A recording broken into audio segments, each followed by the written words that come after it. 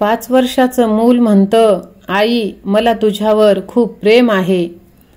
12व्या वर्षी तेच मूल म्हणतं, आई तुला काहीच कळत नाही.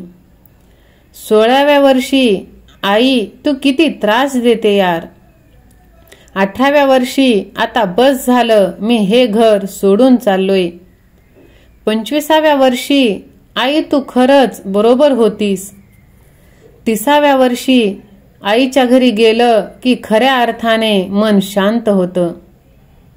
50व्या वर्षी, मी माझ्या आईला गमावू इच्छित नाही.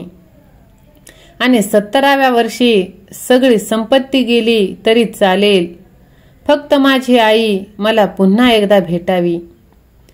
स्वामी भक्तांनो, आई ही फक्त एकदाच मिळते. जोपर्यंत ती आपल्या आयुष्यात आहे त्यात तिचा मान सन्मान करा, प्रेम भरपूर करा. कारण एक दिवस असा येतो की ज्यावेळी फक्त तिच्या आठवणी राहतात, ती राहत नाही. दिगंबरा दिगंबरा श्रीपाद वल्लभ दिगंबरा. मित्रांनो, जर तुम्हीही तुमच्या स्वामी आईवरती प्रेम करत असाल तर व्हिडिओला लाईक करून चॅनलला सबस्क्राईब करा आणि आपल्या प्रियजनांना शेअर करायला विसरू नका. तुमच्यावर वाईट वेळ आली की भगवंत तुमच्या पाठीशी कायम असतो. वाईट वेळ येणार हा जीवनाचा अविभाज्य भाग आहे. प्रत्येकाच्या जीवनात अशी एखादी वेळ येते जेव्हा सगळं काही उलथपालथ होतं. आर्थिक अडचणी, नातेसंबंधातील ताणतणाव, आरोग्याच्या समस्या किंवा इतर कोणत्याही संकटांचा सामना आपल्याला करावा लागतो. अशा वेळी मानसिक आरोग्य राखणं अत्यंत महत्त्वाचं असतं. मनावर येणाऱ्या या भाराचा परिणाम आपल्या शारीरिक आरोग्यावर होऊ शकतो. म्हणूनच मित्रांनो, वाईट वेळ आली की काही गोष्टींचा अवलंब केल्यास त्यातून सावरणं हे आपल्याला सोयीचं आणि सोपं होतं. त्यासाठी आपण काय करायला पाहिजे, आजच तेच आपण ह्या संदेशातून पाहणार आहोत. तत्पूर्वी चॅनलला सबस्क्राईब केलं नसेल तर चॅनलला सबस्क्राईब करा.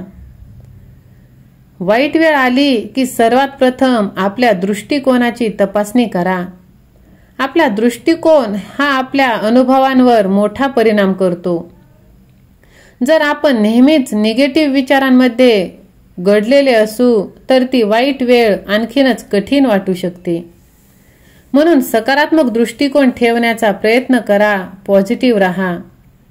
स्वतःला नेहमी सांगत राहा की ही वेळ तात्पुरती आहे आणि ती लवकरच निघून जाणार आहे.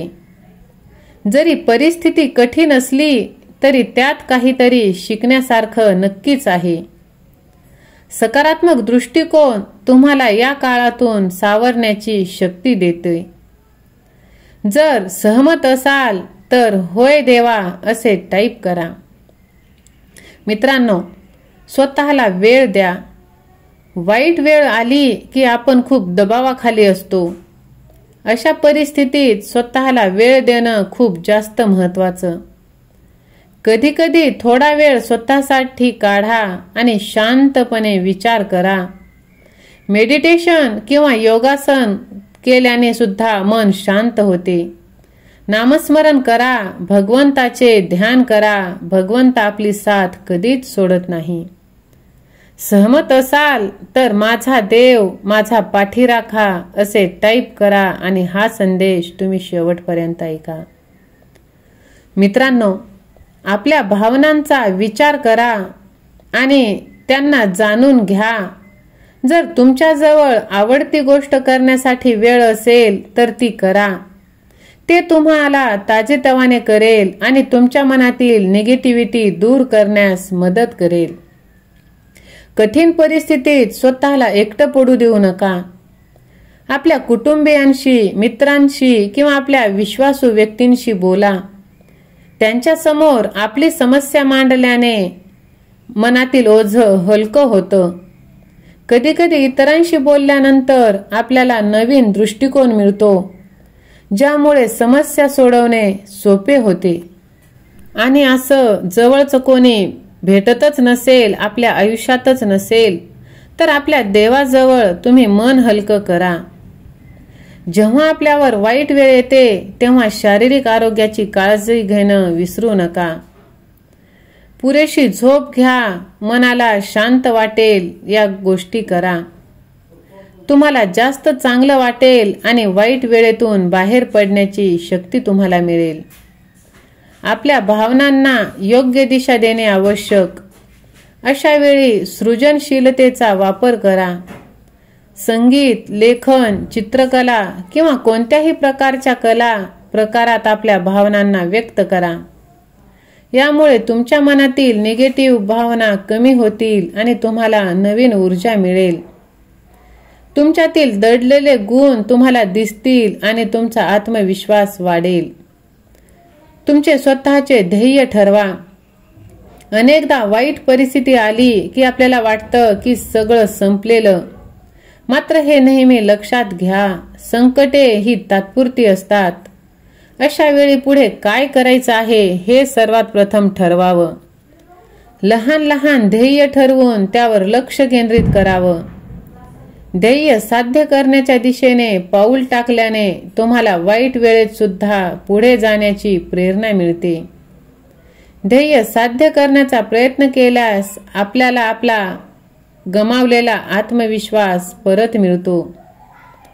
आहे त्या परिस्थितीचा स्वीकार करणे महत्त्वाचं, कारण गोष्टी आपल्या हातात नसतात आणि त्या आपण बदलू शकत नाही.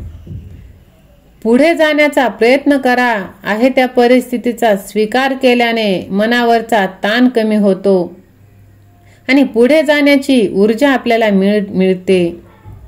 धीर धरा, हे आवश्यक आहे. वाईट ही वेळ तात्पुरती असते, पण ती नक्कीच संपणार. स्वतःला सांगा की तुम्ही या काळातून सावरणार आहात. धीर आणि संयम ठेवल्यास तुम्हाला या काळातून बाहेर पडण्याची एक नवीन ऊर्जा मिळेल.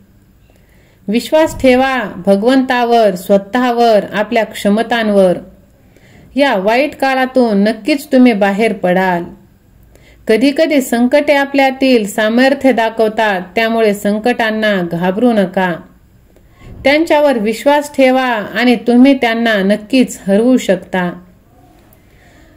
कारण आपला देव आपल्या पाठीशी आहे आणि आपल्या देवाला अशक्य असे काहीच नाही. भविष्याचा विचार करा, चांगले कर्म करा, ध्यान करा. सर्व काही शक्य होतील. अशक्य असे काहीच नाही. दिगंबरा दिगंबरा श्रीपाद वल्लभ दिगंबरा. श्री स्वामी समर्थ. धन्यवाद.